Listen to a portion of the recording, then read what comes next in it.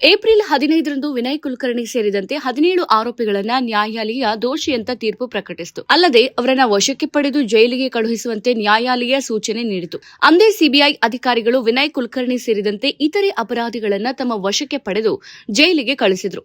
ಇಂದು ಶಿಕ್ಷೆ ಪ್ರಮಾಣ ಪ್ರಕಟ ಹಿನ್ನೆಲೆಯಲ್ಲಿ ಎಲ್ಲಾ ಅಪರಾಧಿಗಳು ಪೊಲೀಸ್ ಬಿಗಿ ಬಂದೋಬಸ್ತ್ನಲ್ಲಿ ಕೋರ್ಟ್ಗೆ ಹಾಜರಾಗಿದ್ದರು. ಅಂತಿಮವಾಗಿ ಶಿಕ್ಷೆ ಪ್ರಮಾಣ ಪ್ರಕಟ ಮಾಡಿದ ಕೋರ್ಟ್ ಮಾಜಿ ಸಚಿವ ವಿನಯ್ ಕುಲಕರ್ಣಿ ಸೇರಿದಂತೆ 16 ಅಪರಾಧಿಗೂ ಜೀವಾವಧಿ ಶಿಕ್ಷೆಯನ್ನ ವಿಧಿಸಿದೆ. ತೀರ್ಪು ಕೇಳ್ತಾ ಇದ್ದಂತೆ ವಿನಯ್ ಕುಲಕರ್ಣಿ ಕಣ್ಣೀರಿಟ್ರು. ಇದೇ ವೇಳೆ ಜೈಲಿಗೆ ಹೋಗುವ ಮುನ್ನ ಬಟ್ಟೆ ಬದಲಿಸೋಕೆ ಅನುಮತಿ ನೀಡಿ ಅಂತ ಮನವಿ ಮಾಡಿಕೊಂಡ್ರು. ಇದಕ್ಕೆ ಪ್ರತಿಕ್ರಿಯಿಸಿದ ನ್ಯಾಯಾಲಯ ಜೈಲಿನ ಕೈಪಿಡಿಯಲ್ಲಿ ಇರುವಂತೆ ಬಟ್ಟೆ ಧರಿಸೋಕೆ ಸೂಚನೆ ನೀಡಿತು. ಅಂದಹಾಗೆ ಪ್ರಕರಣದ ವಿಚಾರಣೆಯನ್ನ ಪೂರ್ಣಗೊಳಿಸಿದ ಜನಪ್ರತಿನಿಧಿಗಳ ವಿಶೇಷ ನ್ಯಾಯಾಲಯ ಏಪ್ರಿಲ್ 9ರಂದೇ ತೀರ್ಪು ಪ್ರಕಟಿಸಬೇಕಿತ್ತು. ಆದರೆ ತಾಂತ್ರಿಕ ಕಾರಣ ಹಾಗೂ ತೀರ್ಪು ಸಿದ್ಧಪಡಿಸುವಲ್ಲಿನ ವಿಳಂಬವಾಗಿ ಅಂತಿಮ ತೀರ್ಪು ಪ್ರಕಟ ದಿನಾಂಕವನ್ನು ಏಪ್ರಿಲ್ 15ಕ್ಕೆ ಮುಂದೂಡಲಾಯಿತು. ಅದರಂತೆ ಬುಧವಾರ ದೋಷಿ ಎಂದು ತೀರ್ಪು ನೀಡಿದ ಕೋರ್ಟ್ ಶಿಕ್ಷೆಯನ್ನು ಪ್ರಕಟಿಸಿದೆ.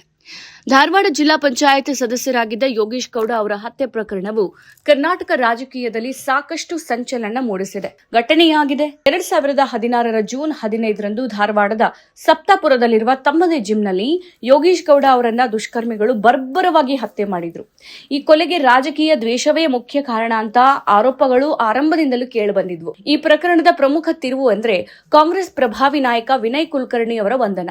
ಆರಂಭದಲ್ಲಿ ಸ್ಥಳೀಯ ಪೊಲೀಸರು ತನಿಖೆ ನಡೆಸ್ತಾ ಇದ್ದ ಈ ಪ್ರಕರಣವನ್ನ ನಂತರ ಬಿಜೆಪಿ ಸರ್ಕಾರದ ಅವಧಿಯಲ್ಲಿ ಸಿಬಿಐ ತನಿಖೆಗೆ ವಹಿಸಲಾಯಿತು. ಸಿಬಿಐ ತನಿಖೆಯ ವೇಳೆ ವಿನಯ್ ಕುಲಕರ್ಣಿ ಅವರು ಕೊಲೆಯ ಸಂಚು ರೂಪಿಸಿದ ಪ್ರಮುಖ ಆರೋಪಿಯಾಗಿದ್ದಾರೆ ಅಂತ ಉಲ್ಲೇಖಿಸಿ 2020ರಲ್ಲಿ ಅವರನ್ನ ಬಂಧಿಸಲಾಯಿತು. ಸುಮಾರು 9 ತಿಂಗಳುಗಳ ಕಾಲ ಅವರು ಜೈಲು ಶಿಕ್ಷೆ ಅನುಭವಿಸಿದ್ರು. ಸಿಬಿಐ ಸಲ್ಲಿಸಿರುವ ದೋಷಾರೋಪ ಪಟ್ಟಿಯ ಪ್ರಕಾರ ಯೋಗೇಶ್ ಗೌಡ ಮತ್ತು ವಿನಯ್ ಕುಲಕರ್ಣಿ ನಡುವೆ ಜಮೀನು ವಿಚಾರ ಹಾಗೂ ರಾಜಕೀಯ ಪ್ರಾಬಲ್ಯಕ್ಕೆ ಸಂಬಂಧಿಸಿದಂತೆ ತೀವ್ರ ಭಿನ್ನಾಭಿಪ್ರಾಯಗಳಿದ್ವು.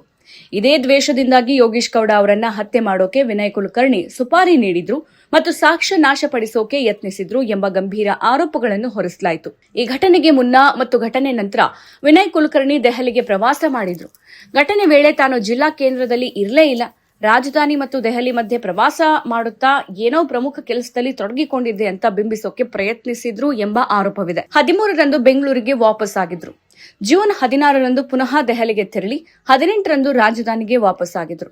ಪ್ರಯಾಣದ ದಿನವೇ ವಿಮಾನ ಟಿಕೆಟ್ ಪಡೆಯಲಾಗಿತ್ತು ಎಂಬುದನ್ನು ಸಿಬಿಐ ದಾಖಲೆ ಸಹಿತವಾಗಿ ಖಚಿತಪಡಿಸಿಕೊಂಡದಾಗಿ ನ್ಯಾಯಾಲಯಕ್ಕೆ ತಿಳಿಸಿತ್ತು. ಸಿಬಿಐ ತನಿಖೆ ನಂತರ 2020ರಲ್ಲಿ ಬಂಧನವಾಗಿ ಜೈಲು ಸೇರಿದ ವಿನಯ್ ಕುಲಕರ್ಣಿ ಅವರು 2021ರ ಆಗಸ್ಟ್ ತಿಂಗಳಲ್ಲಿ ಸುಪ್ರೀಂ ಕೋರ್ಟ್ನಿಂದ ಜಾಮೀನು ಪಡೆದು ಹೊರಬಂದಿದ್ರು. ಆದರೆ ಸಾಕ್ಷಿ ನಾಶಗಳ ಪ್ರಭಾವ ಬೀರೋಕೆ ಪ್ರಯತ್ನಿಸಿದ ಆರೋಪದ ಮೇಲೆ ಸಿಬಿಐ ಸುಪ್ರೀಂ ಕೋರ್ಟ್ಗೆ ಅರ್ಜಿ ಸಲ್ಲಿಸಿತ್ತು. ಇದಾದ ಬಳಿಕ 2025ರ ಜೂನ್ 6ರಂದು ಸುಪ್ರೀಂ ಕೋರ್ಟ್ ಜಾಮೀನು ರದ್ದುಗೊಳಿಸಿ 1 ವಾರದೊಳಗೆ ಶರಣಾಗುವಂತೆ ಆದೇಶಿಸಿತು. ಅದರಂತೆ ಜೂನ್ 14ರಂದು ವಿನಯ್ ಕುಲಕರ್ಣಿ ಬೆಂಗಳೂರಿನ ವಿಶೇಷ ನ್ಯಾಯಾಲಯಕ್ಕೆ ಶರಣಾದರು. ಈ ವೇಳೆ ಅವರನ್ನ ಸಿಬಿಐ ವಶಕ್ಕೆ ಪಡೆಯಿತು. ಬಳಿಕ ವಿನಯ್ ಕುಲಕರ್ಣಿ ಅವರನ್ನ ಪರಪ್ಪನ ಅಗ್ರಹಾರ ಕೇಂದ್ರ ಕಾರಾಗೃಹಕ್ಕೆ ಕಳುಹಿಸಲಾಯಿತು. ಜೈಲು ಸೇರಿದ ನಂತರ ವಿನಯ್ ಕುಲಕರ್ಣಿ ಜಾಮೀನು ಕೋರಿ ಕರ್ನಾಟಕ ಹೈಕೋರ್ಟ್ಗೆ ಅರ್ಜಿ ಸಲ್ಲಿಸಿದರು. ಆದರೆ 2026ರ ಜನವರಿ 27ರಂದು ಹೈಕೋರ್ಟ್ ಅರ್ಜಿ ವಜಾಗೊಳಿಸಿ ಸುಪ್ರೀಂ ಕೋರ್ಟ್ನಲ್ಲಿ ಮಾತ್ರ ಮನವಿ ಮಾಡುವಂತೆ ಸೂಚಿಸಿತು. ನಂತರ ಸುಪ್ರೀಂ ಕೋರ್ಟ್ಗೆ ಅರ್ಜಿ ಸಲ್ಲಿಸಿದ್ರು. 2026ರ ಫೆಬ್ರವರಿ 27ರಂದು ಜಾಮೀನು ಅನುಮೋದನೆಯಾಗಿ ಪರಪ್ಪನ ಅಗ್ರಹಾರ ಜೈಲಿನಿಂದ ಬಿಡುಗಡೆಯಾದರು. ಇದೀಗ ಜೀವಾವಧಿ ಶಿಕ್ಷೆ ಪ್ರಕಟವಾಗಿದ್ದು ಮತ್ತೆ ಜೈಲು ಪಾಲಾಗಿದ್ದಾರೆ.